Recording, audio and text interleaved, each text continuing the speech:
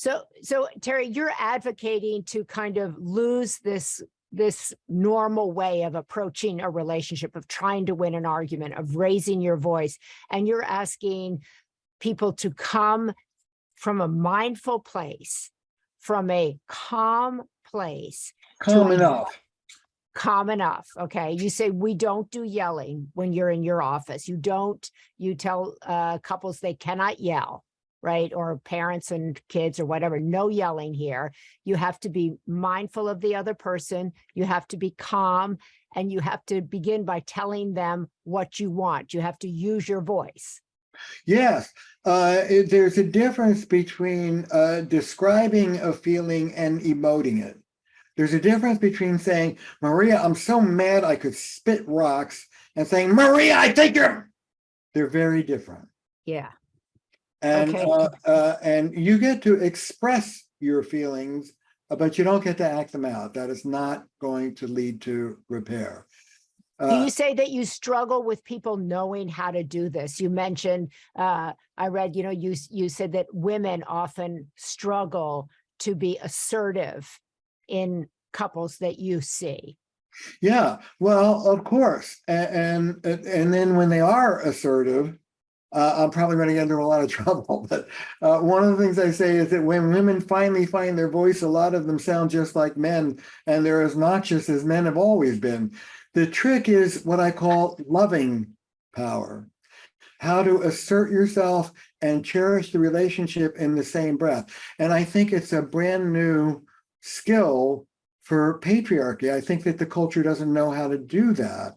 Let me give you an example. Yeah, I want to have an example of loving power, be it if you're in a couple, if you're a parent with an adult child, if you're a friend. What does loving power look like? Okay, so let me illustrate with a heterosexual couple about sex. Everybody likes to hear about sex.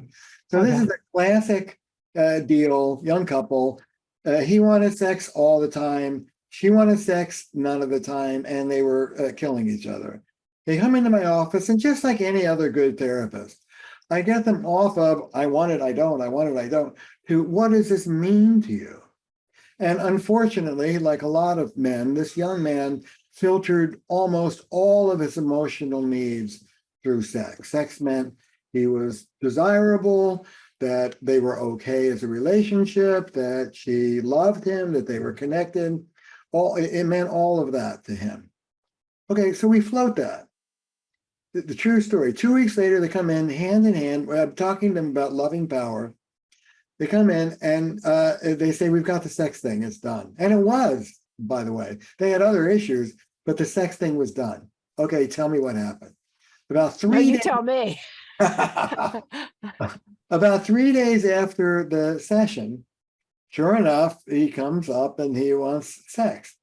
And rather than going to the other side of the room, which is what she would normally have done, she goes over to him, puts her arms around him, and gives him a big fat kiss, looks in his eyes and says this is absolutely true. I think you're really hot. You are a good guy. I feel really close to you. I feel like you've really done your work. Oh, by the way, I don't want to have sex. I love your heart. I love how connected we are. And I think you are really swell. I love you. Let's have sex over the weekend or something. But I just think you're great. And I so desire you, just not tonight. And to his amazement, he looks at her and goes, okay. She had fed him with so many positives. She had reassured him about the strength of their connection and love, so many ways that he could hear the no and not flip out about it. That's loving power.